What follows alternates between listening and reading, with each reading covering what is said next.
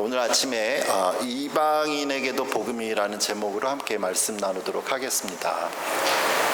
이 예수님 당시에는 이제 땅이 우리가 알고 있는 이스라엘이 이제 3등분으로 나누어져 있죠. 북쪽에 갈릴리, 가운데 사마리아, 그리고 남쪽에 이제 유대 지역, 이렇게 세 지역으로 나오고 있는데 남쪽 유대 지역에 이스라엘의 수도였던 이 예루살렘이 있고, 이제 거기에서 예수님 죽으시고 부활하시고 교회가 이제 생겨나죠. 그런데 이 가운데 중부 지방 사마리아 지역은 북부 지방이나 남부 지방 사람들한테 이 혼혈 민족이라고 해서 좋지 않게 순수한 혈통이 아니라고 해서 당시에 많은 차별이 있었습니다.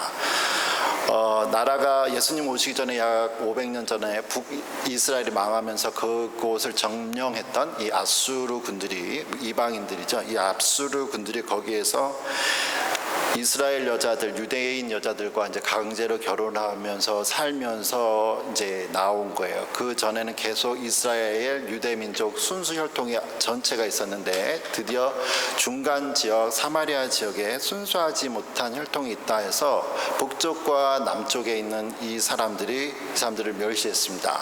얼마나 멸시했냐면 일부러 돌아가죠. 남북으로 갈 때 중앙을 치고 올라가면은 가운데도 일부러 그 땅 더러워서 못 밟겠다, 돌아가는 역할을 하고 있습니다.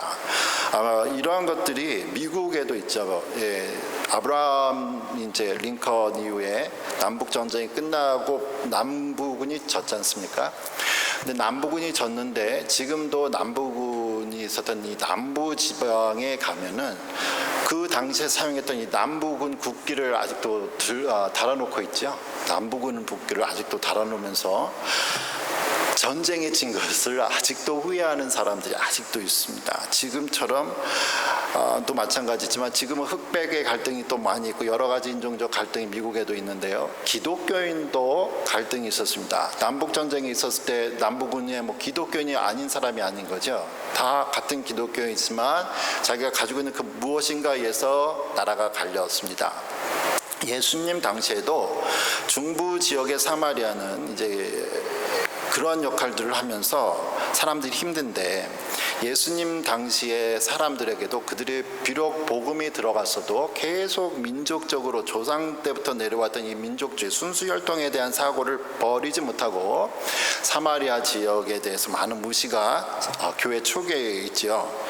하지만 교회가 이제 드디어 우리가 보게 됐지만 초대교회가 속한 이 예루살렘의 유대 지역에 이제 핍박이 오면서 사람들이 이제 도망하기 시작하죠.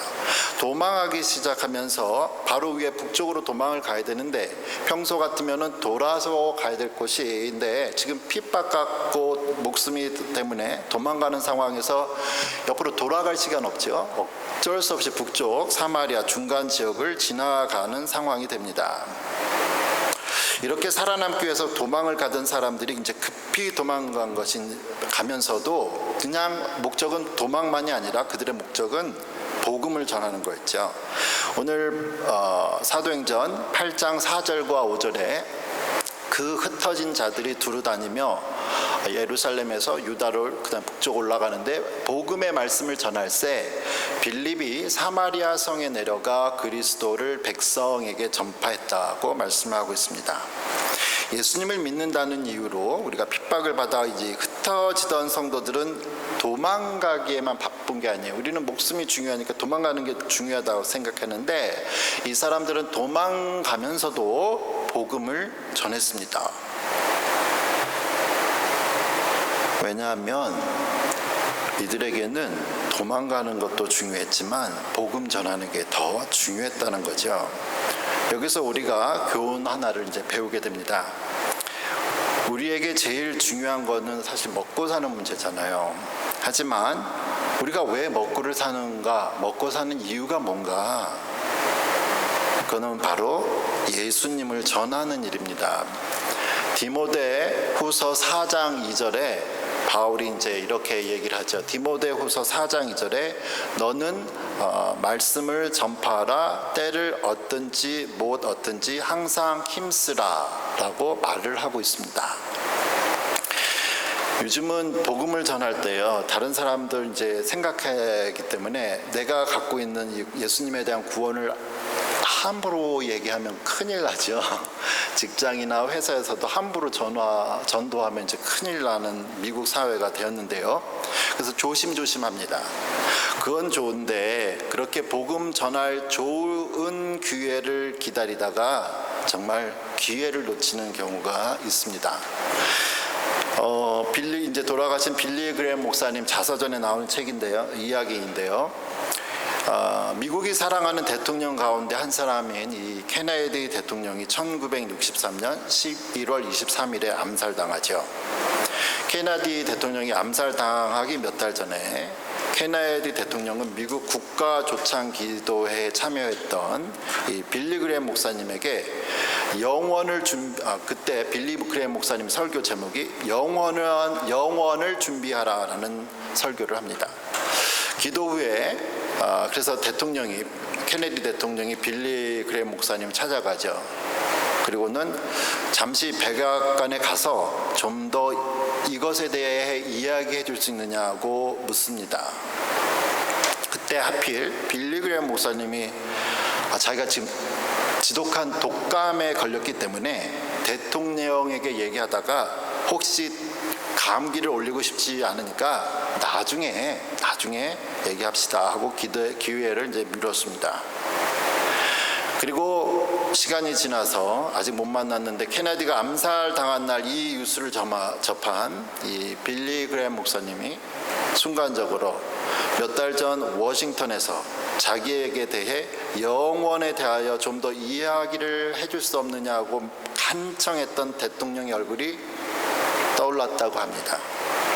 그리고 그날 감기를 구실로 케네디와 더불어 영원에 대해서 대화를 나누지 못하고 복음을 충분히 전하지 못한 것을 일생 최대의 후회가라고 그의 자서전에서 말하고 있습니다. 사랑하는 성도 여러분, 지금 여기 바로 이 순간이 우리가 내 주변의 사람들에게, 사랑하는 가족들에게, 학교에서 직장 동료들에게 예수님이 이 땅에 오신 구세주이신 것을 전해야 할 때입니다. 우리는 때를 얻든지 못 얻든지 전도를 쉬지 말아야 합니다. 전해야 합니다. 그런데 우리도 전도를 해봐서 알잖아요. 그리고 모르는 사람이 길가에서 예수 믿으세요 하고 나에게 딱 오면요, 그리고 예수 믿을게요 이렇게 하는 사람 없습니다. 대부분의 사람은 반응은 대부분 차갑죠. 어쩌면은 저렇게까지 전도해야 되나 이렇게까지도 우리 생각할 수도 있어요. 근데 예수님을 믿는 사람 중 대부분의 사람들이 우리에게 예수님을 믿으라고 모르는 사람이 탁 권했을 때 우리는 그냥 됐습니다 뭐 이렇게 슬쩍 가거나 예수님 믿어요, 아니면 그냥 아무 대꾸도 안 하고 안 믿었을 때는 그냥 점잖게 아무 말 안 하고 그냥 피하기도 합니다. 그런데 하물며 지금 유대에 살던 사람들이 평소에는 그들을 적대시하던 사마리아 사람에게 예수님을 믿으라고 한다면 사마리아 사람들이 받겠는가예요. 당연히 안 받죠. 이 사마리아 사람들이 어떻게 그런데 반응을 했는지 사도행전 8장 6절에서 8절 그리고 12절을 봅니다. 보면 무리가 빌립의 말도 듣고 행하는 표적도 보고 한 마음으로 그가 하는 말을 따르더라. 신기하죠? 받아들이는 거예요. 많은 사람에게 붙었던 더러운 귀신들이 크게 소리를 지르며 나가고 또 많은 중풍병자와 못 걷는 사람이 나으니 그 성에 큰 기쁨이 있더라. 건너뛰어서 12절에 빌립이 하나님 나라와 및 예수 그리스도의 이름에 관하여 전도함을 그들이 믿고 남녀가 다 세례를 받았다고 말씀을 하고 있습니다. 이 빌립은요, 사도 중에 한 사람이 아니죠. 사도행전 6장에서 본 교회의 일이 너무 많이 커가니까, 부흥하니까 사도들이 이제 7명의 교회 일꾼을 세운 사람 중에 한 사람입니다. 사마리아 사람들은 빌립이 전도하는 말을 듣고 그가 행하는 이 놀라운 이적들을 보았지요. 그리고 온 성에 기쁨이 가득했습니다. 만일 빌립이 그날 그냥 말로만 예수님을 전했다면, 이런 놀라운 일이 없고 그냥 말로만 전했다면 사마리아 사람들이 빌립을 어떻게 봤을까요? 쟤는 뭔가, 저 사람 누구지? 하지 않았을까요? 하지만 하나님께서 행하신 이 놀라운 일들을 통해서 많은 사람들이 예수님을 믿고 예수의 이름으로 세례를 받았습니다. 그러면 이제 우리는 참 안타까울 때가 있죠. 와, 이건 만일 현대를 살고 있는 우리에게, 우리가 전도할 때마다 이러한 기적들이 막 죽어가는 사람이 살려나고요, 뭐 귀신 들린 사람이 쫙쫙 퍼져나가고 하며 고침을 당하면 안 믿을 사람이 없을 것 같아요. 그리고 전도하기는 정말 쉬울 것 같지 않습니까? 하지만 예수님이나 초대교회 지도자들을 통해 나타난 이러한 기적들은 하나님께서 교회를 세우신 목적이 아닙니다. 예수님도 사역 처음에는 많은 기적을 베푸셨지만 시간이 지나면서는 하나님 나라에 대해 가르치시는 것으로 바꾸시죠.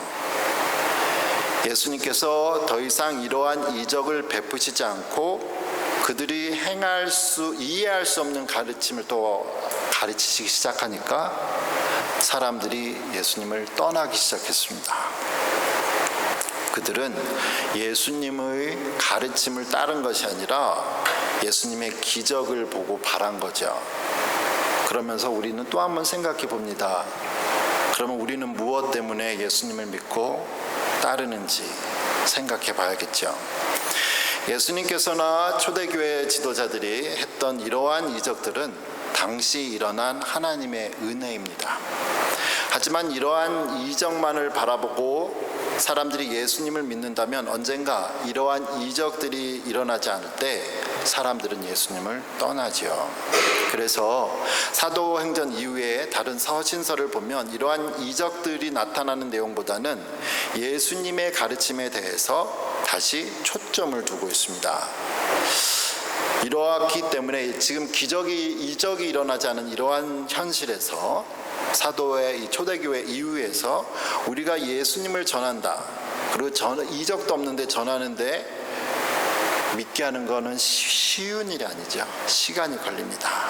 그렇기 때문에 우리가 또 인내하고 낙심하고, 또 내가 믿어지지 않아도 지금 포기하지 않고 시간을 들이다 보면 하나님께서 우리의 마음을 열어주셔서 믿게 되고 성숙하게 되죠.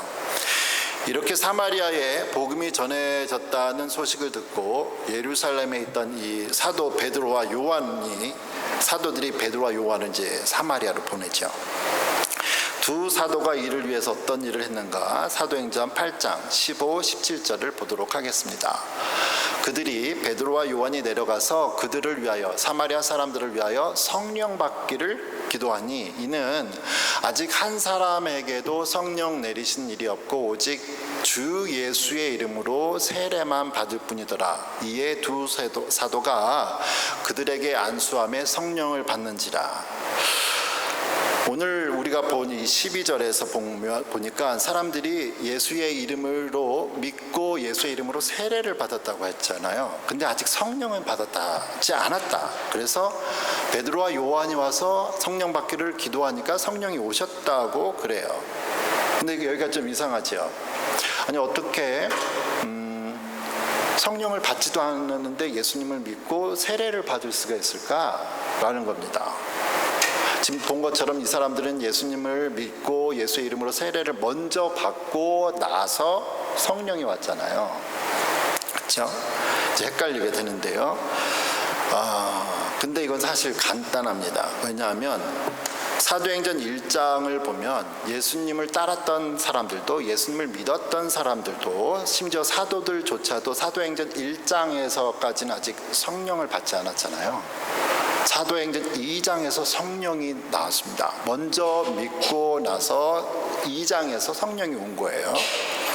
그러면 이게 공식이냐는 거죠. 그러면 우리가 의지적으로 생각했을 때 마음으로 예수님을 믿어야겠다. 그럼 교회 가서 고백하는 마음으로 세례를 받아야지. 성령 없이 이게 가능할 수도 있다는 거예요. 그러나 이게 항상 공식은 아닙니다. 사도행전도 보면 어떤 경우에는 성령을 받고 예수님을 믿었죠. 그런데 이 예수의 세례를 모르고 세례 요한의 세례로만 세례를 받은 사람이 다시 예수의 이름으로 세례를 받는 경우가 있습니다. 그러니까 믿고 세례를 받는 것이 먼저고 나중에 성령을 온다. 또 공식이 아니고 성령을 받은 다음에 믿고 또 세례를 받는다도 공식이 아니고 이것 저렇게는 되지만 세 가지는 항상 있죠. 믿고 세례받고 성령 받는 이 세 가지는 있어야 됩니다. 우리 모두에게 물 세례와 이제 성령 세례가 우리가 필요하다라는 거죠. 왜냐하면 지금 우리가 사마리아 사람들 보니까 아무에게도 아직 성령이 내리지 않았다고 했잖아요. 이러한 상황에서 예수님을 믿고 세례를 받았지만 성령을 받지 못한 이 가장 대표적인 사람 중에 좋지 않게 나오는 사람을 우리가 오늘 또 읽었습니다. 바로 사마리아 성에서 아주 유명한 이 마술사죠. 그가 빌립이 하는 놀라운 일을 보고 그도 예수님을 믿고 세례를 받았습니다. 사도행전 8장 13절에 그 사람 이름이 이제 시몬인데요. 시몬도 믿고 세례를 받은 후에 마술사라고 그랬죠. 전심으로 빌립을 따라다니며 그 나타나는 표적과 큰 능력을 보고 놀랐다고 이야기를 하고 있습니다. 이 사람도 마술사예요. 우리는 마술사 눈속임이라고 하죠. 근데 이 대단한 마술사 눈속임 사람들에게도 빌립이 하는 일이 이거 보통 일이 아니거든요. 그러니까 자기도 믿고 세례를 받고 전심으로 빌립을 쫓아다니는데 이번에는 빌립보다 더 놀라운 사람들이 나타난 거예요. 베드로와 요한이 와서 안수하고 했더니 성령이 내리는 거죠. 놀라운 일들이 여기 있었습니다. 그것을 보고서 시몬이 사도들에게 말하기를 사도행전 8장 18절 19절에 시몬이 사도들의 안수로 성령 받는 것을 보고 돈 주고 살려고 이르되 이 권능을 내게도 주어 누구든지 내가 안수하는 사람은 성령을 받게 하여 주소서라고 말씀을 하고 있습니다. 우리가 13절에서 보았듯이 시몬은 예수님을 믿고 세례까지 받은 사람이에요. 근데 사마리아 성에 아직 아무도 성령 받은 사람이 없었다고 했죠. 그런 그가 지금 성령을 내리게 하는 사도들의 권능을 돈 주고 사겠다고 해요. 아니 어떻게 예수님을 믿고 세례까지 받은 사람이 이런 얘기를 할 수 있을까? 돈 주고 성령 능력을 받을 생각을 했을까 했는데 그 이유는 아직 성령을 받지 못했습니다. 그러한 마술사 시몬에게 사도 베드로가 하는 말을 한번 보세요. 사도행전 8장 20절에서 23절에 이렇게 얘기하죠. 베드로가 이르되 내가 하나님의 선물을 돈 주고 살 줄로 생각하였으니 내 은과 함께 망할저다. 돈하고 같이 망해라 하면서 저주하죠. 무섭죠. 하나님 앞에서 내 마음이 바르지 못하니 이 도에는 내가 관계도 없고 분깃될 것도 없느니라. 아무런 관계가 없다 하나님과는. 그러므로 너의 이 악함을 회개하고 주께 기도하라. 혹 마음에 품은 것을 사하여 주시리라. 내가 보니 너는 악독이 가득하며 불의에 매인 바 되었도다. 베드로는 하나님의 선물인 이 성령을 돈으로 살 수 있다고 생각하는 마술사에게 그의 돈과 함께 망하라고 했습니다. 비록 마술사 시몬이 예수님을 믿는다며 세례를 받았지만 그의 마음이 하나님과 바르지 못하다고 말했고 그의 마음에는 오직 성령을 내리는 능력을 돈으로 사서 자기도 돈 벌 생각만 하는 악독이 가득한 죄에 사려잡힌 자라고 얘기를 했습니다. 예수님을 믿고 세례를 받았다고는 하지만 이렇게 죄에 사로잡혀서 돈만 밝히고 아니면 또 다른 어떠한 욕심만 밝히는 이러한 이 마술사 시몬을 보면서 우리가 또 이제 많은 걸 또 생각하게 되죠. 이 사회에 기독교인이라는 사람들의 이름이 많은 또 사회 문제를 일으킬 때를 우리가 보게 됩니다. 그럴 때마다 우리도 그렇겠고 예수님을 믿지 않는 사람들도 야, 기독교인이 어떻게 그럴 수 있지? 라고 생각하지요. 어쩌면 그러한 사람들의 삶의 변화가 없는 이유는 그들이 어쩌면 성령을 받지 못한 사람들이기 때문에 그럴 수도 있습니다. 아니면 성령을 받았지만 이 세상의 욕심에 빠진 연약한 믿음의 사람일 수도 있지요. 아니면 아직 성령을 받지 않고 이 사람처럼 오늘 시몬처럼 고백을 했지만 아직 성경에 대해서 잘 모르기 때문에 그럴 수 있습니다. 하지만 그 판단은 하나님이 하는 우리가 해야 될 건 아니고요. 하나님이 판단하시는데 최소한 나는 나의 믿음에 대해서는 알잖아요. 그래서 나는 어떠한 사람인가 또 한번 생각해 봅니다. 베드로는 이 마술사 시몬에게 비록 심판의 말을 무섭게 했죠. 이 돈과 함께 이은과 함께 망하라고 20절에 그렇게까지 얘기를 했지만 그에게 희망의 말도 전합니다. 그것은 22절에 그러므로 너의 이 악함을 회개하고 주께 기도하라. 혹 마음에 품은 것을 사하여 주시리라. 하나님은 우리를 용서하시는 하나님이라는 거죠. 우리가 알고 그랬던 모르고 그랬던 회개하고 나올 때 하나님께서 용서해 주시는 하나님이라는 겁니다. 오늘 사마리아 사람 중에 아무도 성령을 받지 못했고 이러한 이야기를 지금 시몬이 했는데 우리가 비록 예수님을 믿고 성령을 또 세례를 받았다고 하지만 아니면 성령을 받은 사람도 죄를 범해요. 그러나 이 세상의 욕심을 따라갈 수는 우리도 그렇게 이 세상의 욕심을 또 쫓아가면서 살 수 있는 사람들입니다. 성경은 그렇게 살지 말라고 해도 그럴 때 성경은 우리에게 하나님의 용서하심을 바라며 회개하라고 말씀을 하고 있는 거죠. 시몬 베드로의 이야기를 마술사 시몬이 듣고 베드로의 이야기를 듣고서 이제 마술사 시몬이 8장 24절에 사도행전 8장 24절에 이렇게 기도를 하고 말을 하고 있습니다. 24절에 말하기를 시몬이 대답하여 이르되 나를 위하여 주께 기도하여 말한 것이 하나도 내게 임하지 않게 하소서.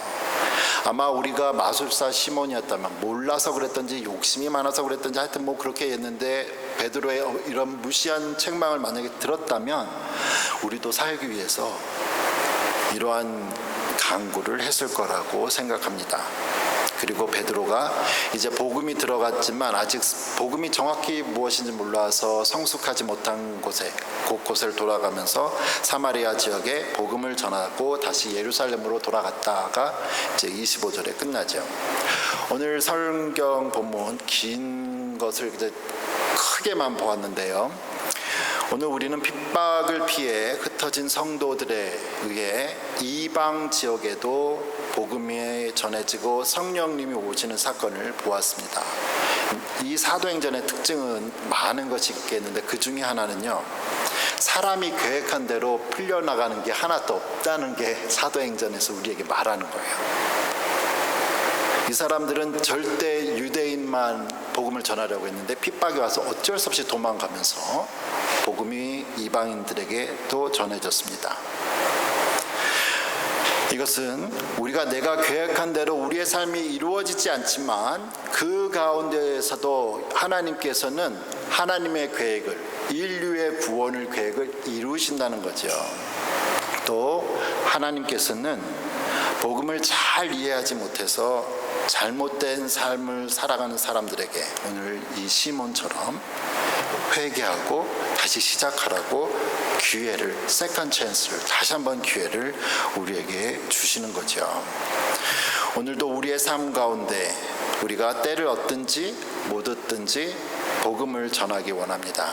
또 마술사 시몬처럼 우리가 하나님의 말씀을 잘못 알고 어리석은 일을 할 때 다시 하나님 앞에 회개하고 성숙한 그리스도인이 되기를 기도합니다. 기도하겠습니다. 살아계신 하나님 아버지, 오늘도 우리에게 은혜를 주시는 하나님 감사합니다. 우리가